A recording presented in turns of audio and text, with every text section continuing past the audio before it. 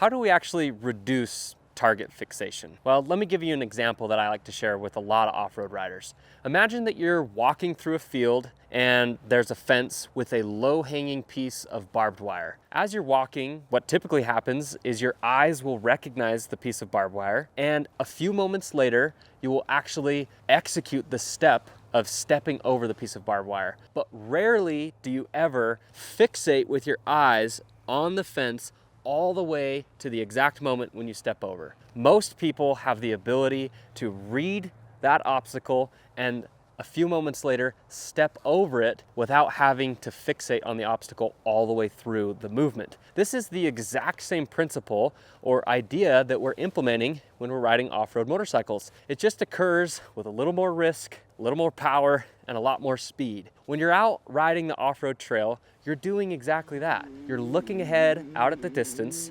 recognizing an obstacle, and as you approach it, at some point, your eyes are going to have to leave that obstacle to look ahead at the terrain that's further out. Our whole entire goal is to reduce how much time it takes to recognize a particular obstacle and make the appropriate movement or adjustment to navigate through that terrain. If we can reduce how much time our eyes have to fixate on a particular obstacle, it allows our eyes to return to the terrain ahead and repeat the process. It's a rhythm of looking ahead, making a choice, looking ahead, making a choice.